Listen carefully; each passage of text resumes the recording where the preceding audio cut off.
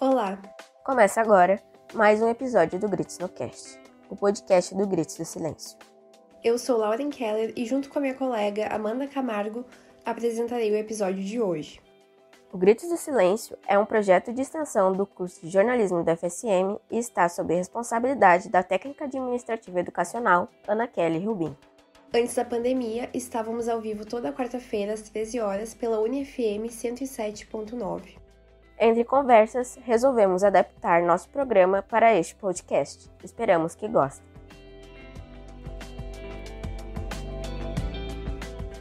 No episódio de hoje, abordaremos sobre a pobreza menstrual e as consequências da falta de políticas públicas para combater este cenário. Para entendermos um pouco mais sobre o assunto, convidamos a presidente da Liga Acadêmica Saúde da Mulher, Ivana Braga, e a presidente do projeto acadêmico No Meu Fluxo, Isabela Batista. Os dois projetos foram desenvolvidos visando ampliar a discussão e a disseminação de conhecimentos ligados à saúde da mulher e a demais pessoas que menstruam. Devido à pandemia, atualmente ambos os projetos exercem suas atividades de modo virtual. E para darmos início à nossa conversa, as entrevistadas explicam o que é a pobreza menstrual e quem é afetado por ela. Bom, de forma bem simples, pobreza menstrual é a carência tanto de recursos quanto de informações que uma mulher tem para ela viver o seu ciclo menstrual de forma digna, né? Com acesso à informação que possibilite um cuidado em saúde digno e um saneamento básico, né? Quem que é afetado pela pobreza menstrual no Brasil hoje? Estudando para compor o nosso projeto de extensão, a gente percebeu que a pobreza menstrual ela pode atingir mulheres de diferentes realidades, diferentes idades, e mulheres em situação de rua, mulheres privadas de liberdade, ou mulheres comuns, mulheres jovens, mulheres adolescentes. Em um levantamento, né, da Sempre Livre, eles trouxeram um dado que entre meninas de entre 12 e 14 anos, 22% delas no Brasil não têm acesso a absorventes. Isso é quase um quarto dessa população de meninas que estão iniciando ali, né, o seu ciclo menstrual, que não tem acesso a um item básico de higiene. Então, a gente percebe que a pobreza menstrual ela pode estar presente ali desde o início da vida da mulher, que é muito triste, né? Quem é afetado, na verdade, muitas vezes a gente pensa que, pela palavra pobreza menstrual, a gente sempre vai pensar em mulheres de baixa renda, mulheres pobres, mas a gente tem que pensar também em pessoas que menstruam, né? Porque a gente sabe que não são só mulheres que menstruam, a gente tem que pensar que vai ter gente com vulva, com vagina que vai menstruar também. E também pessoas que convivem, por exemplo, que convivem com o pai, que não tem conhecimento sobre menstruação, sobre como funciona o ciclo. Então, essa pessoa também vai ser afetada de alguma forma, né? Ela não vai ter um acesso dentro de casa aos produtos e ao conhecimento em si, não vai ter uma orientação como a maioria das meninas tem. Ainda, Isabela e Ivana nos esclarecem o papel de grupos como a Liga Acadêmica e No Meu Fluxo no combate à pobreza menstrual.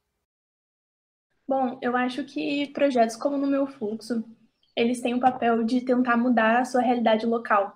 Eu acho que é o que está no nosso alcance. Mas pensando que vários projetos mudando a sua realidade local, a gente pode mudar uma realidade de um país todo, né? De acordo com esse mesmo levantamento, né, que eu pesquisei para escrever no nosso projeto, a Sempre Livre trouxe o dado de que 54% das mulheres, ou seja, mais da metade delas, quando estavam na idade da menarca, não tinham nenhum acesso à informação sobre menstruação ou quase nada sobre isso. Então você pensa que no primeiro momento que a mulher teve contato ali com o seu ciclo menstrual, uma condição fisiológica que vai acompanhar ela durante a vida toda, ela não tinha nenhuma informação ou estava desamparada, né, nesse momento. O que faz a gente pensar que projetos como No Meu Fluxo têm a possibilidade de levar informação, de ter um papel que muitas vezes a escola não tem.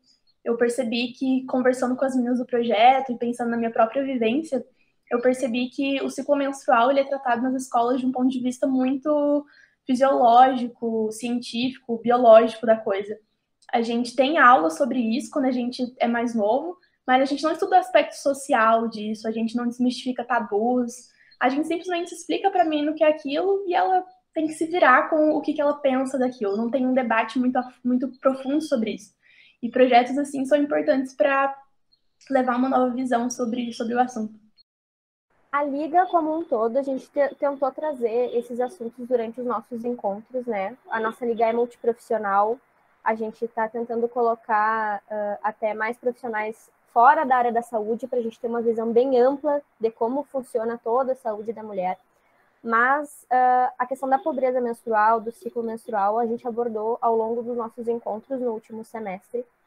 E a partir disso, a gente notou a necessidade também de fazer um evento. Então, no semestre passado, nós fizemos um evento sobre pobreza menstrual, uma roda de conversa, na verdade, onde a gente trouxe uma advogada, uma professora, uma menina que é se não me engano, da Relações Públicas, e ela tem uma página no Instagram que fala sobre os tabus da menstruação e tudo mais, né?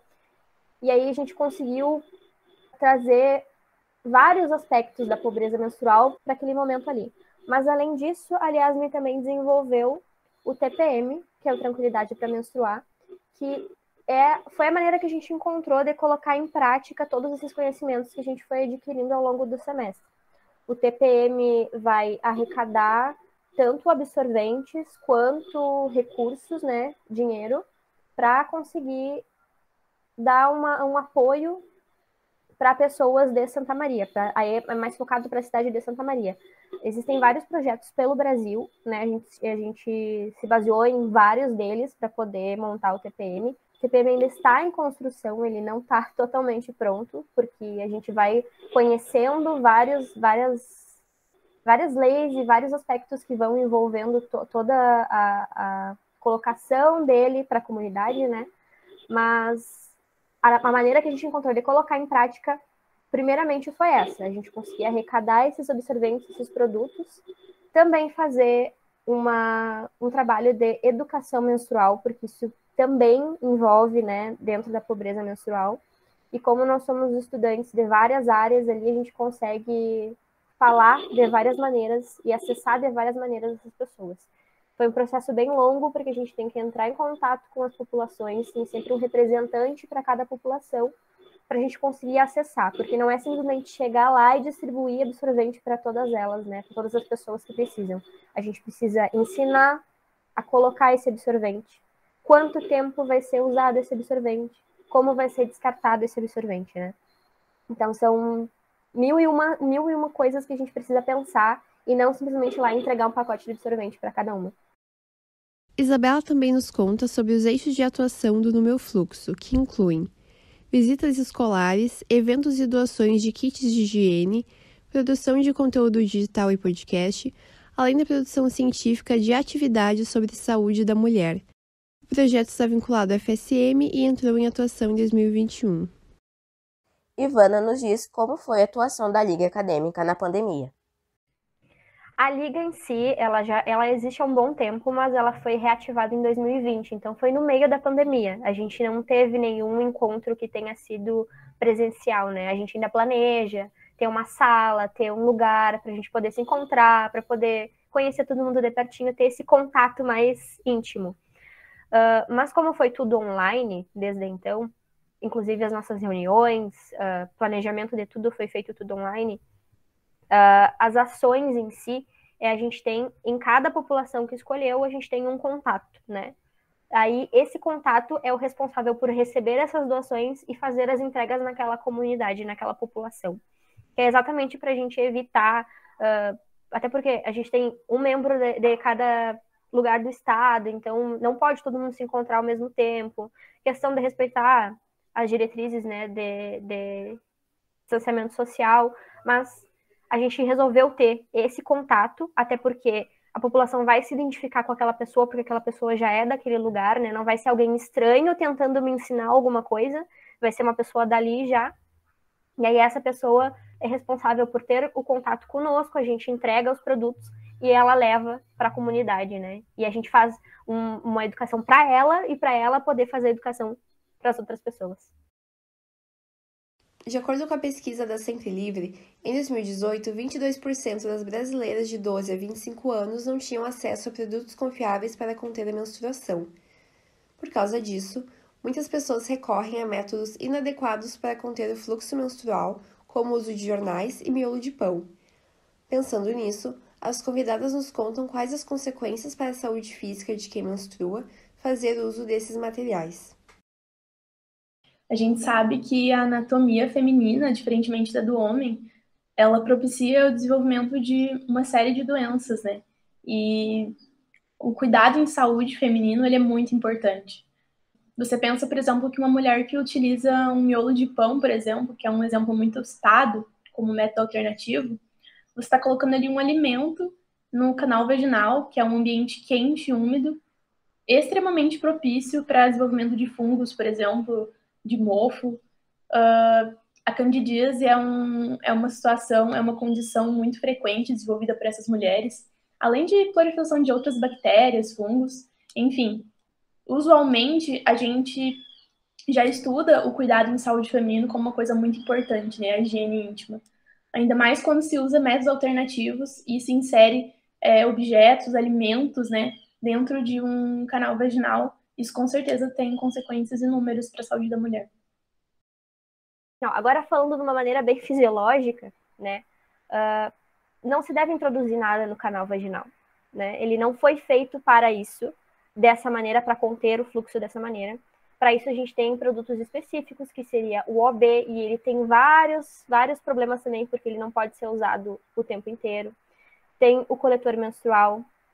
Só que, imagina, o miolo de pão, ele vai ser fermentado, né? De alguma forma ele vai ter um fungo, vai ter uma bactéria ali.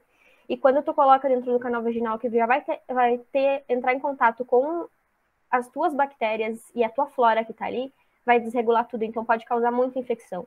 Fora que o miolo de pão vai desmanchar, o algodão vai desmanchar, o jornal vai desmanchar.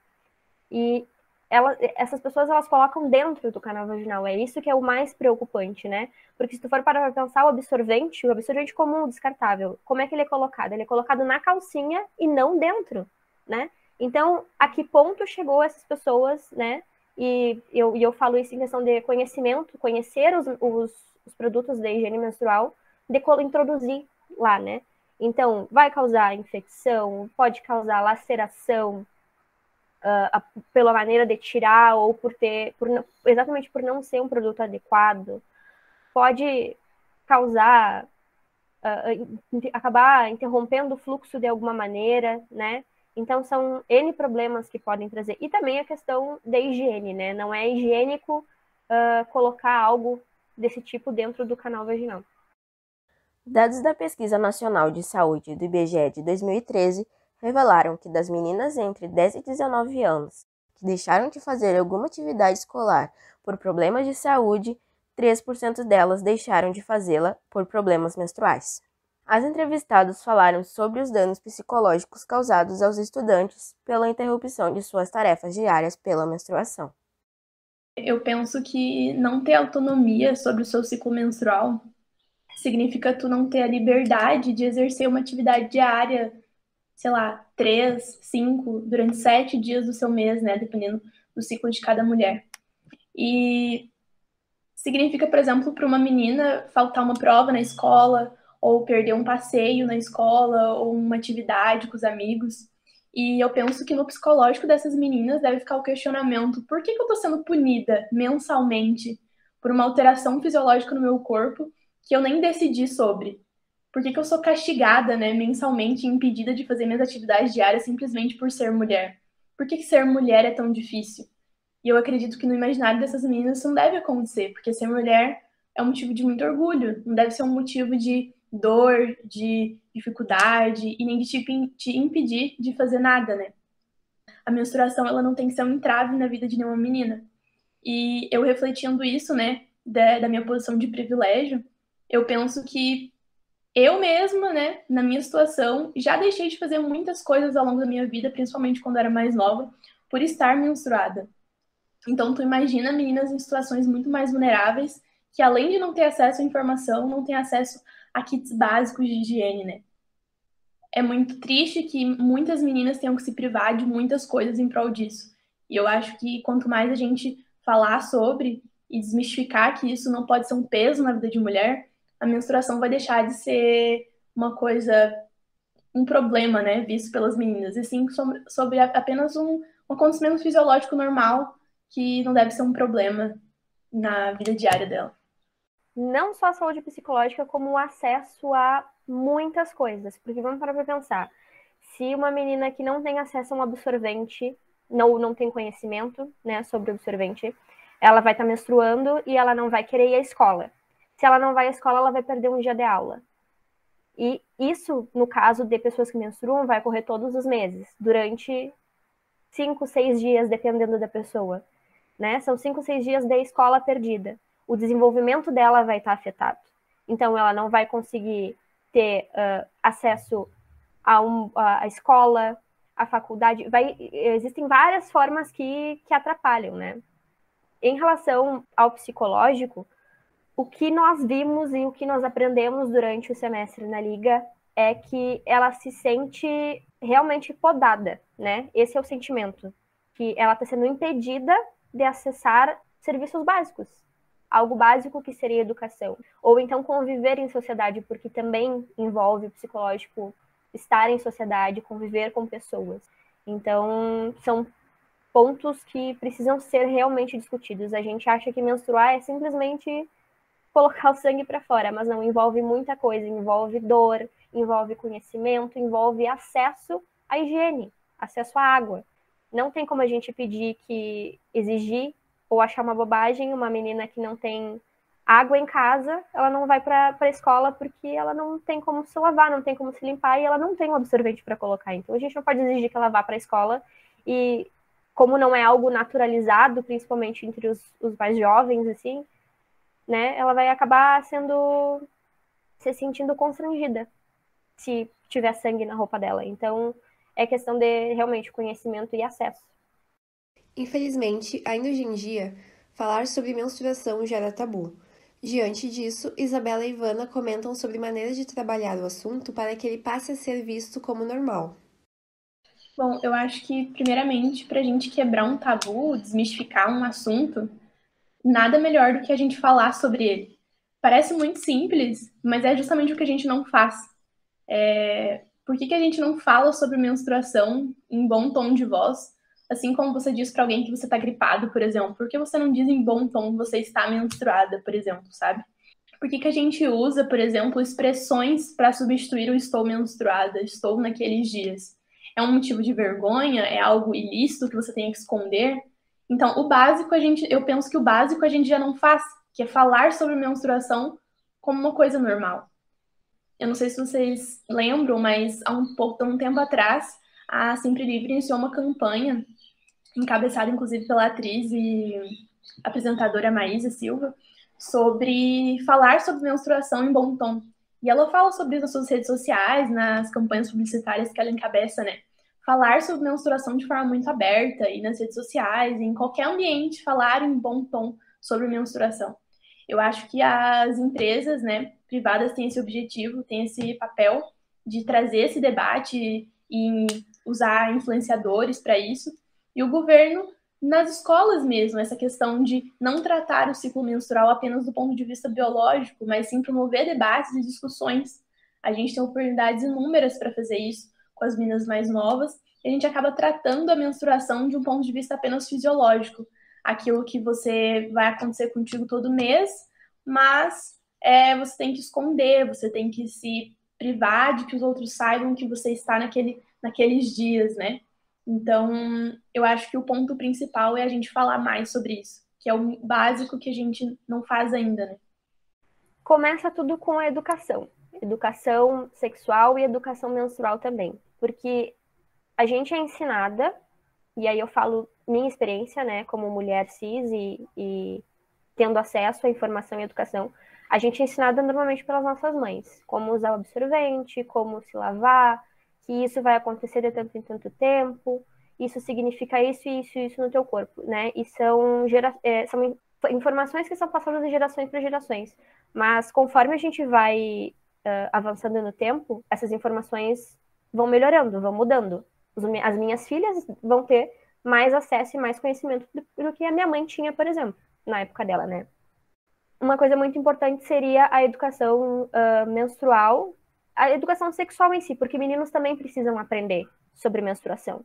Porque a partir do momento que tu entende o que é a parte, principalmente a parte fisiológica, que acontece na tua colega ao lado, tu não vai achar aquilo ali estranho, tu não vai achar aquilo ali esquisito, até porque a tua mãe também menstrua, a tua avó também menstruou, a tua irmã, a tua prima, todas elas vão menstruar de alguma forma.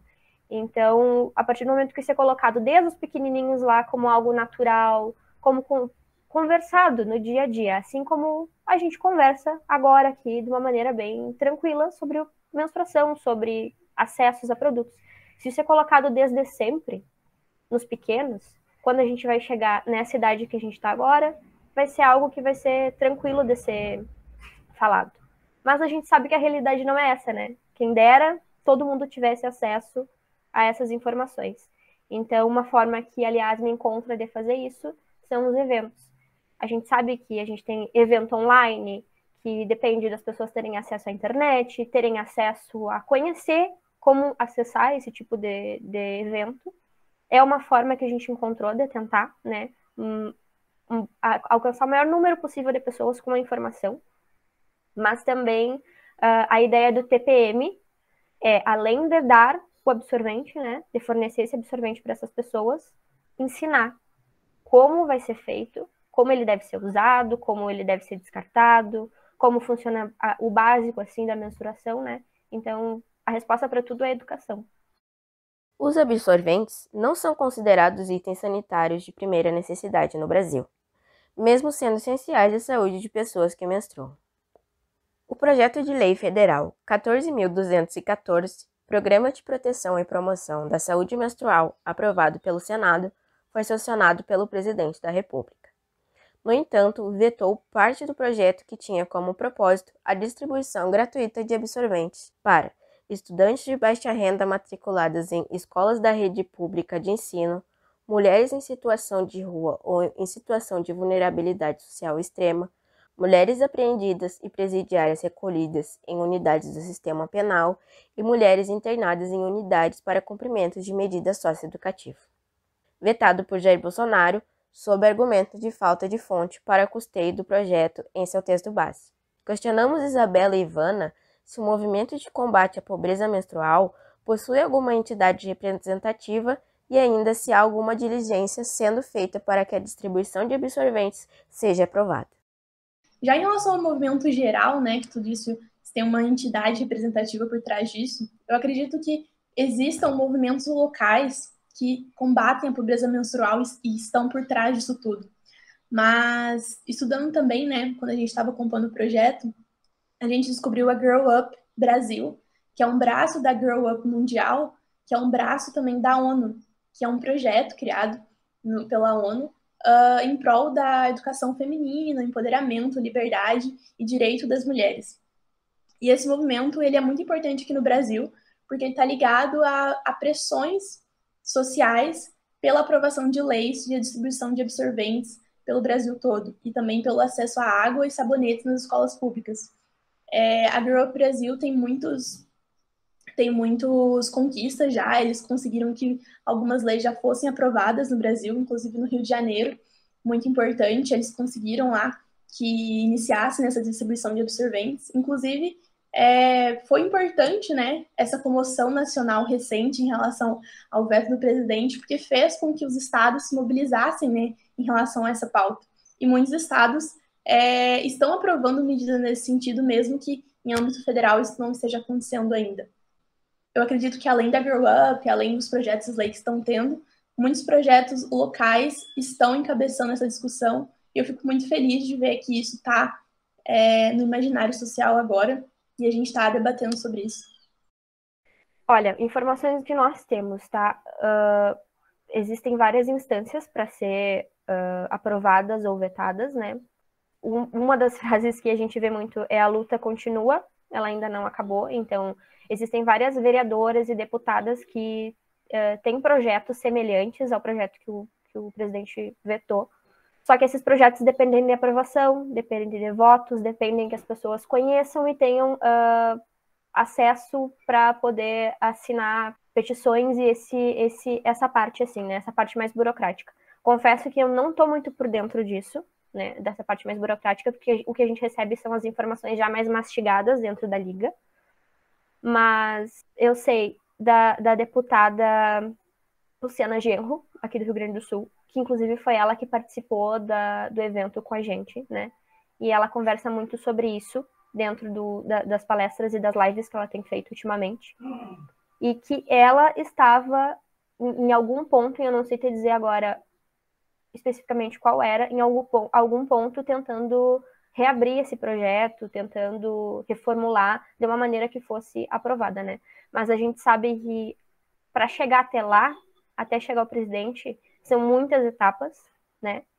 E as desculpas que ele usou para vetar também não são nada aceitáveis, né? Então, o que a gente precisa fazer agora é tomar conhecimento disso, né? Saber por que o projeto era importante, por que ele é importante e o que a população pode fazer para pressionar. Porque o projeto em si, ele não dizia, não falava para distribuir absorvente só para pessoas que não têm acesso. Ele fala em distribuir absorventes nas escolas, nos postos de saúde, nos presídios. E são locais que necessitam, eles realmente necessitam disso. Algumas pessoas criticam a oferta gratuita de absorventes a quem está privado de liberdade ou em situação de rua. Questionamos Isabela e Ivana sobre o que deve ser feito para que tal mentalidade que desumaniza essas pessoas e as vê como menos importantes seja alterada, e quais outras políticas públicas devem ser realizadas pelo Estado, além de ofertar absorventes gratuitos às pessoas que menstruam.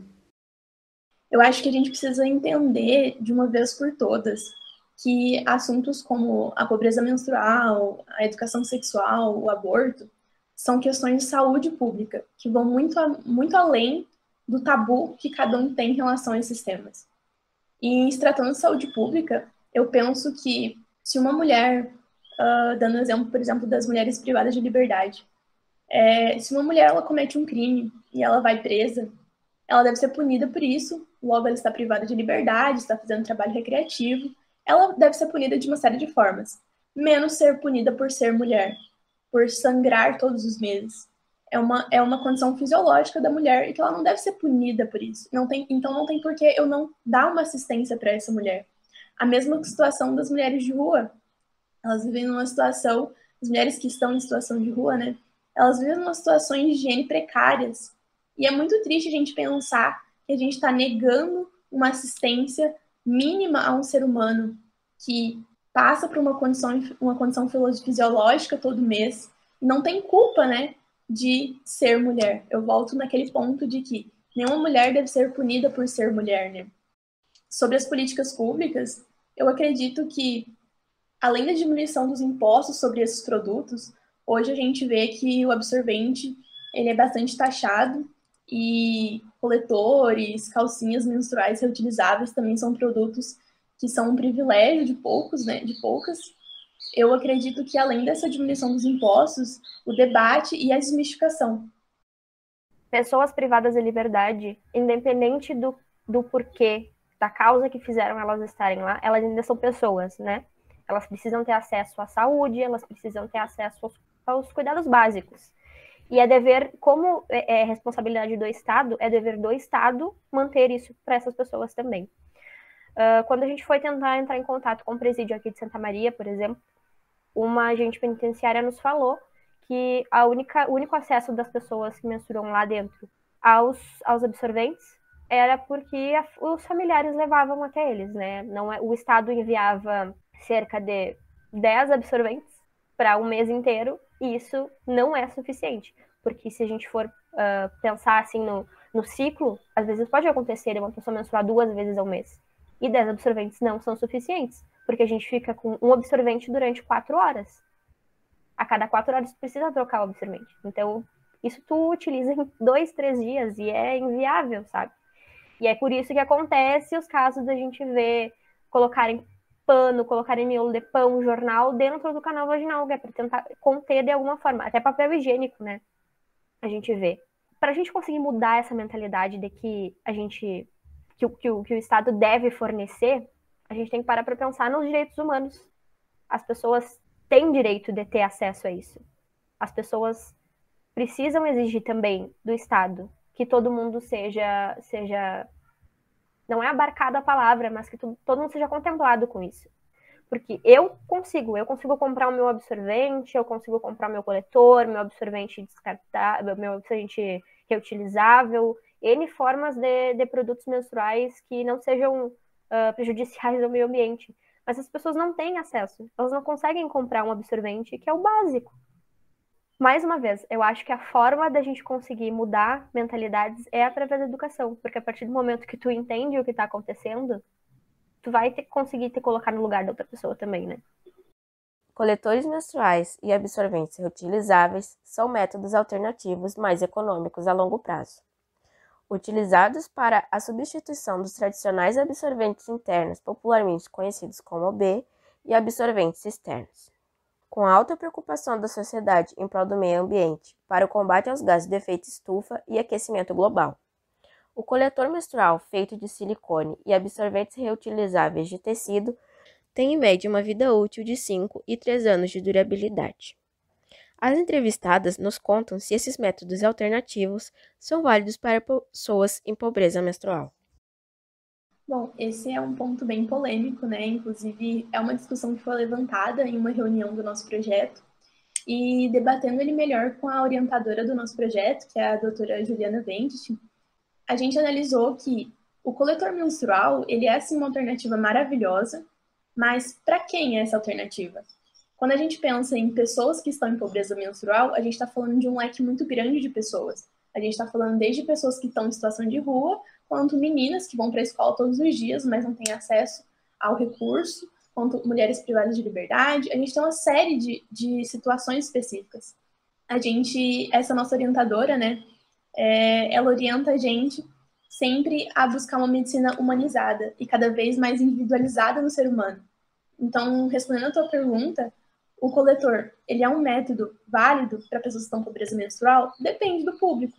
Daqui a pouco, uma menina que vai para a escola, que tem acesso à água, sabão, a uma higiene adequada, mas apenas não tem acesso ao recurso, sim, ok, muito válido.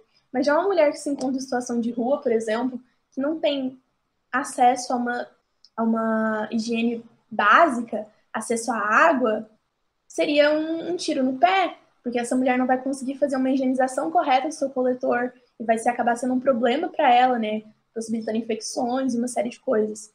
Então, a gente pensa que o coletor, ele é uma alternativa maravilhosa, questões de meio ambiente também, né, em produção de lixo, mas ele depende do público. E é por isso que estudar a pobreza menstrual é uma coisa tão complexa e tão ampla, porque a gente tem que entender o público que a gente está lidando. Cada mulher em situação de pobreza menstrual vive uma realidade e um entrave diferente.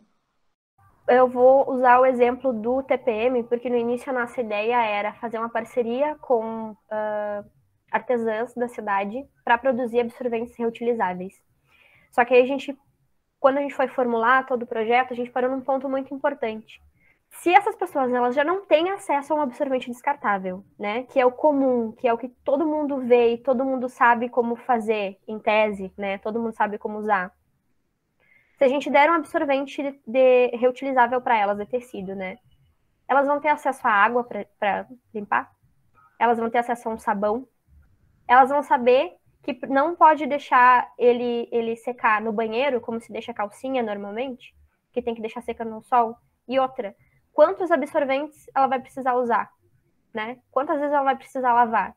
E se é uma mulher que está trabalhando fora o dia inteiro e precisa cuidar de crianças, né? Porque essa é a realidade que a gente vê, né? Quando a gente vai ver, foi ter contato com essas populações, né? São mulheres com vários filhos tendo várias tarefas durante o dia.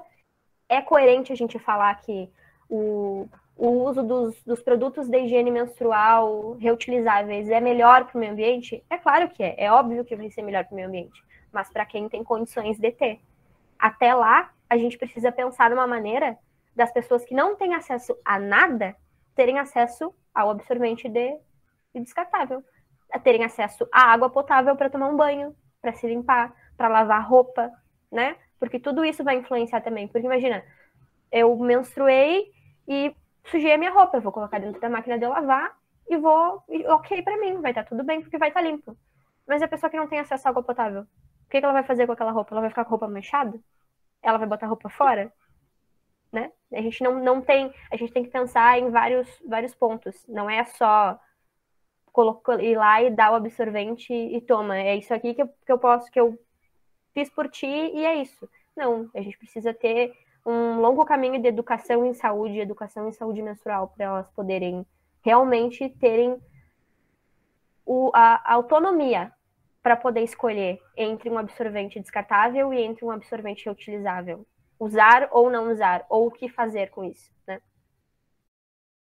Nem todas as pessoas que têm ovários, útero e vulva são mulheres, e nem toda mulher possui tais órgãos. Sendo assim, perguntamos a Isabela se o movimento contra a pobreza menstrual reconhece a existência de pessoas trans, não binárias, intersexuais, entre tantas outras. A situação dos homens trans e pessoas não binárias, ela é muito importante a gente incluir nesse debate, e eu acho sim que não existe uma visibilidade ainda para esse grupo. Do ponto de vista médico, por exemplo, é uma coisa que eu percebo que a gente muitas vezes não estuda a ginecologia voltada para esse grupo específico, por exemplo. E a gente pensa o quão constrangedor não é, por exemplo, para um homem trans ter que ir ao consultório ginecológico no meio de tantas mulheres e entregar ali, né, que ele é um homem e que necessita de um atendimento ginecológico. Por que a gente não tem um cuidado especial com essas pessoas? Por que a gente não tem uma atenção e um carinho especial com esse público, sabe? Falta um olhar de empatia para essas pessoas, falta políticas públicas, falta pensar também a pobreza menstrual sobre esse ponto de vista, porque uma vez que a gente citou aqui, né, que a pobreza menstrual não é só a falta do recurso, mas sim do debate, da informação, falta também as pessoas entenderem que existem homens que menstruam, existem homens também com uma série de dúvidas sobre o seu corpo, existem inúmeras questões que eu acho que falta muito a gente estudar sobre e debater muito sobre. Se você tem interesse em ajudar no combate à pobreza menstrual na região de Santa Maria, te indicamos conhecer os projetos Sobre Nós SM e Coletivo Juntas, que fazem arrecadação de absorventes e outros produtos de higiene na cidade. Na descrição do episódio você encontra os nomes dos perfis de cada projeto.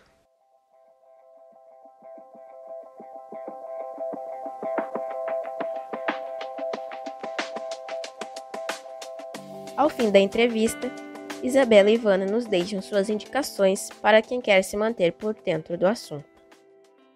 Eu indicaria 2 livros, o Presos que Menstruam, da jornalista Nana Queiroz, que mostra, inclusive, essa questão dos métodos alternativos, né, do uso do miolo de pão, do jornal, inclusive. Uma coisa que é muito triste, né, é ter que usar o jornal para se limpar. As pessoas esquecem, o sistema esquece, né, que as mulheres elas precisam de 2 vezes mais papel higiênico para fazer suas necessidades, simplesmente pela sua anatomia, né? E ela mostra muito isso no livro. Além disso, eu trouxe um livro do Drauzio Varela, que é o Prisioneiras, que também é um livro incrível, que mostra o descaso do sistema prisional com as mulheres privadas de liberdade. Eu tenho muita literatura para indicar, muito filme, muita série, mas o que eu penso que é o ideal assim para a gente conhecer, em primeiro lugar, um trabalho da Unicef, que é sobre pobreza menstrual no Brasil. Ele vai trazer dados, né, concretos. Ele é atualizado, ele é de 2020, se eu não me engano. Então, ele vai trazer dados concretos. A gente consegue ver exatamente em números o que acontece com pessoas que não têm acesso a esses produtos e não têm conhecimento desses produtos. Então, ele é maravilhoso para quem quiser entender, né, sobre pobreza menstrual no Brasil. Falando também em educação em saúde menstrual, educação em saúde, porque isso vai envolver também conhecer o próprio corpo, né, o autoconhecimento. Existe um livro chamado Viva a Vagina, que foi feito por 2 médicas, mas deu uma linguagem muito acessível e muito jovem também. Então, recomendei principalmente, a primeira vez que eu li, no caso, recomendei principalmente para mães que têm filhas que vão menstruar e que estão conhecendo o corpo agora. Então, ele é excelente para isso. A seguir, ouça as nossas indicações sobre o tema no quadro Solta o Grito. Pobreza menstrual, muito além de um ciclo, é um artigo que explica o que é pobreza menstrual no Brasil, a realidade das pessoas em situação de rua ou em cárcere, e ainda fala sobre o problema econômico que rodeia a questão. Absorvendo o Tabu. Dirigido por Raika Zentabit, disponível na Netflix, ganhou o Oscar de curta em 2019. Vem para mostrar o receio que muitas pessoas têm de falar sobre a menstruação. Outras não sabem e algumas mulheres sentem vergonha de menstruar por conta do machismo enraizado na sociedade mundial. Ainda mostra que um grupo de mulheres de um vilarejo na Índia produz absorventes biodegradáveis e de baixo custo, buscando independência financeira e quebrar o tabu sobre a menstruação.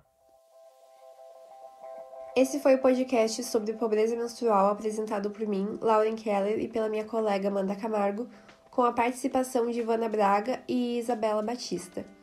Na técnica estava Júlia Knerim, a edição ficou a cargo de Eduarda Paz e Matheus Yuzek, a arte e as redes sociais ficaram por conta de Bianca Ruiz.